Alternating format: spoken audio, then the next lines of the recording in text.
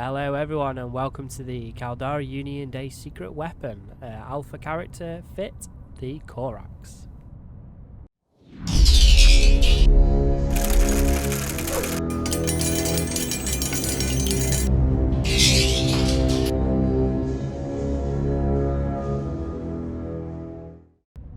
Alright, so here is the Corax. Now I have had a lot of fun in this ship over the last 10 sites.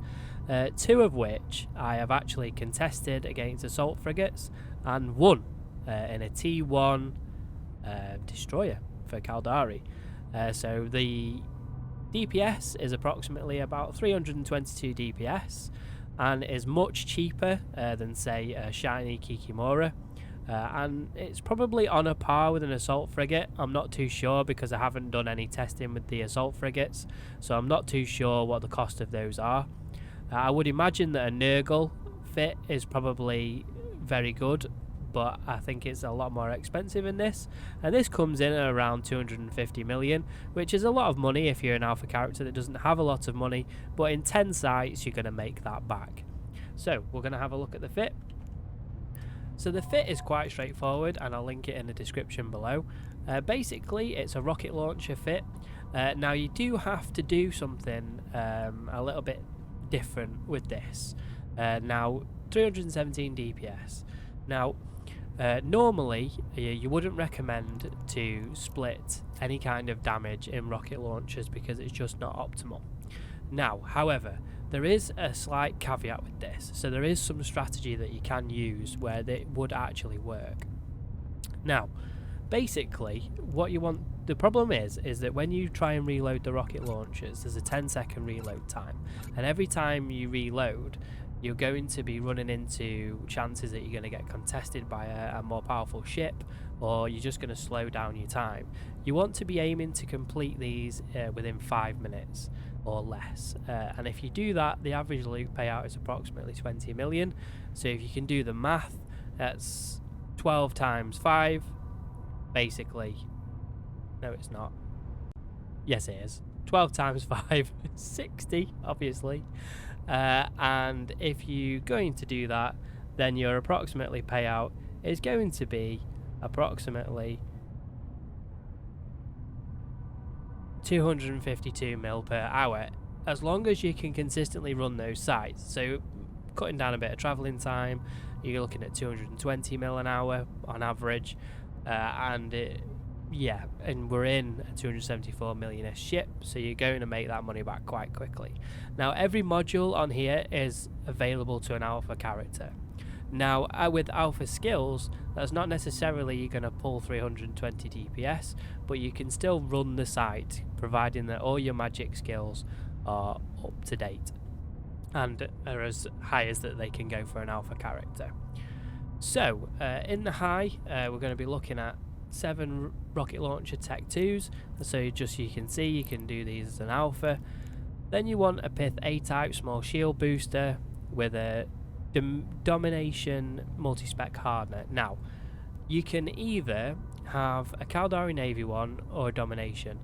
Now there is a stronger resistance buff for the higher that you go with this, so Domination is probably mid to the lowest faction that you can go.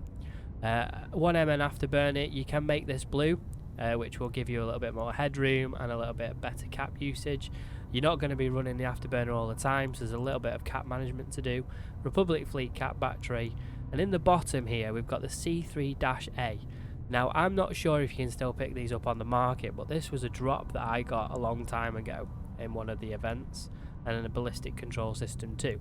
So there's room here for abyssal mods to crank this up even higher.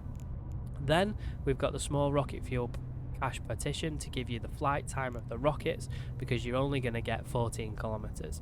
Now the problem with that is that with some of the simulated NPCs, they kite at 16 kilometers, so you're going to have to use faction ammo, but they are within range and then they come out of range. So I'll go through a strategy that you can cover off with that in a moment.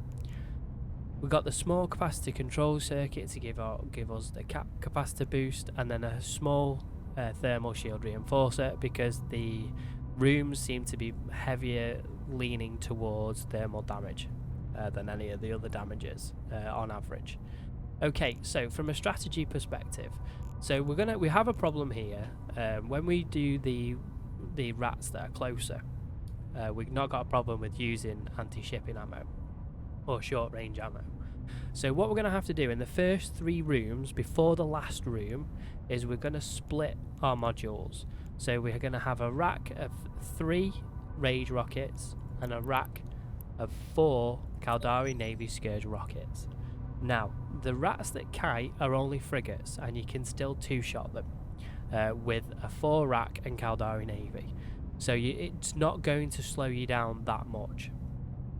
So what you can do is if you can identify the rats that kite at short range, you can hit them first before they manage to kite you.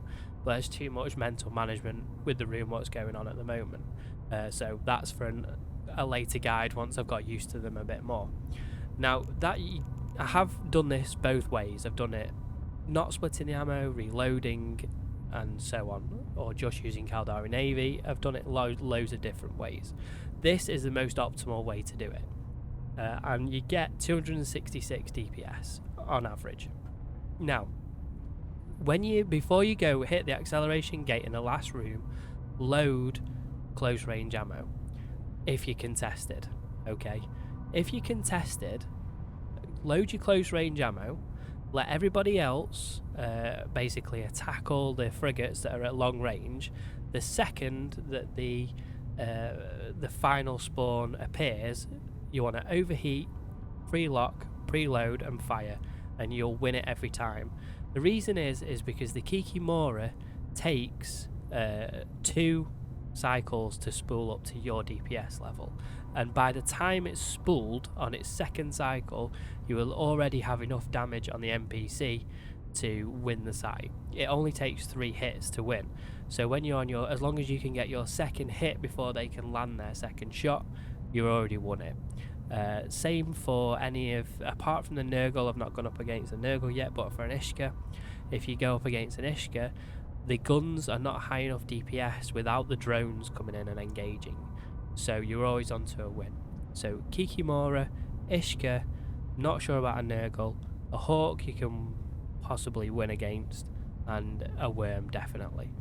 So those are the kind of the ships that you can come up against. A Thrasher, it might be a little bit more of a problem. It depends what their alpha DPS is going to be. So for me, at the moment, the Corax is the one for the alpha fit, and I'll do a video, again like I did with the Kikimora, showing you the site.